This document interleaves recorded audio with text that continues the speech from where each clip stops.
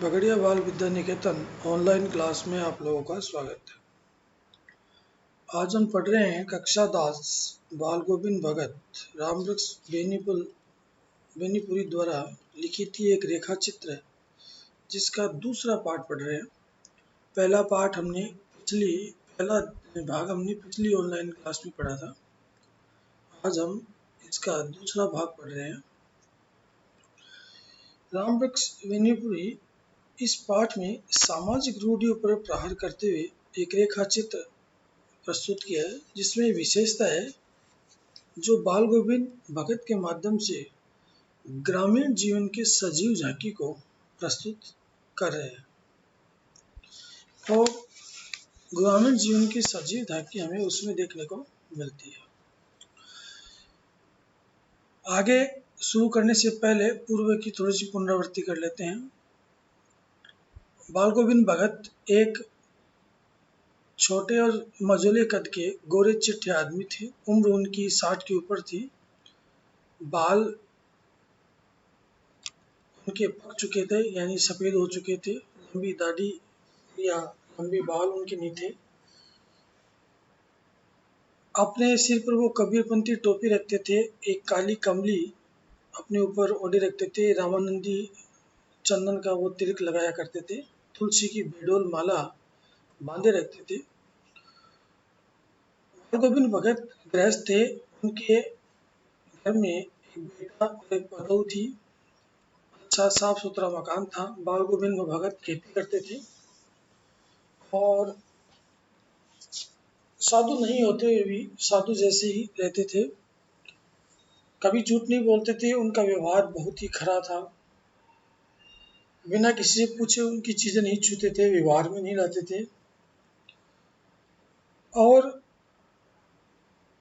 उनका वह कबीर को अपना साहब मानते थे। जो भी उनके खेत में जो अनाज होता वो भेंट रूप में ले जाकर कबीर के दरबार में रखते और प्रसाद रूप में जो उससे मिलता उससे अपना गुजारा करते। और उसके आगे वो संगीत में भी बहुत रुचि रखते थे। सर्वदा वो कबीर के पद गाया करते थे। आषाढ़ की रिमझिम में भी वो समूचे गांव में खेतों में अपने उनके भजन गाया करते थे। इससे आगे अब हम आज पढ़ेंगे। आषाढ़ की रिमझिम है। समूचा गांव खेतों में उतर पड़ा है। कहीं हल चल रहे हैं, कहीं रोपनी हो रही है। धान के पानी भरे खेतों में बच्चे उछल रहे हैं। धान यानी चावल। चावल के खेत में बच्चे उछल रहे हैं। औरतें कलेवा लेकर मेड़ पर बैठी है। आसमान बादल से घिरा है। धूप का नाम नहीं। ठंडी पुरवाई चल रही है। पुरवाई यानी पूरब से चलने वाली हवाएं। ऐसे ही समय आपके कानों में एक स्वर तरंग झंकार सी कर उठी। ये क्या है? ये कौन है? ये पूछना न पड़ेगा। बाल गोविंद भगत समूचा शरीर कीचड़ में लिथड़े अपने खेतों में रोपनी कर रहे हैं। रोपनी मतलब जो धान चावल के पौधे हैं उनको उस कीचड़ में लगाना, उसको रोपनी कहते हैं। उनकी अंगुली एक एक धान के पौधे को पंक्तिबद्ध खेत में बिठा रही है।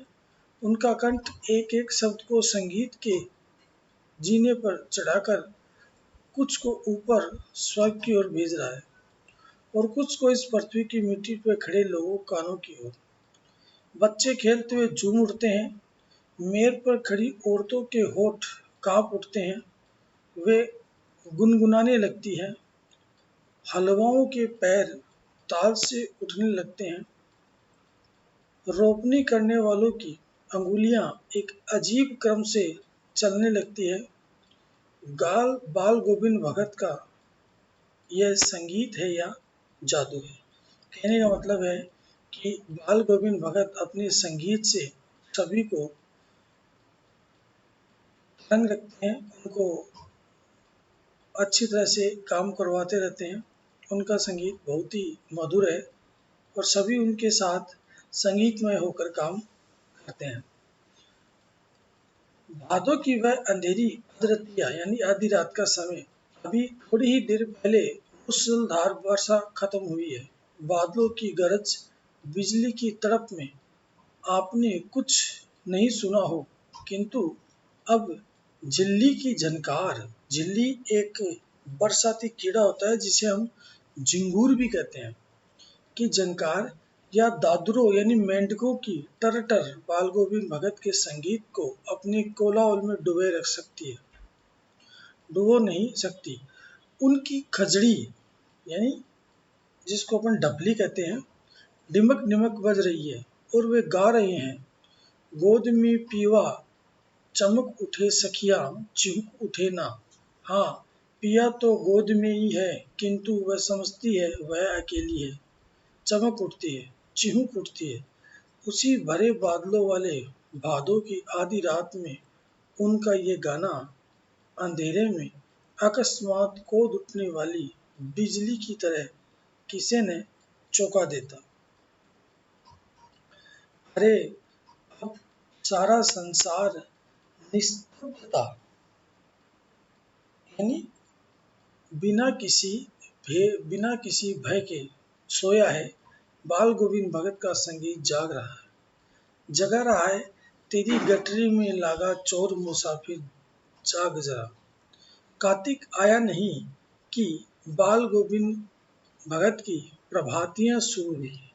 प्रभातियां यानी प्रातःकाल गाए जाने वाला गीत जो फागुन तक चला करती है।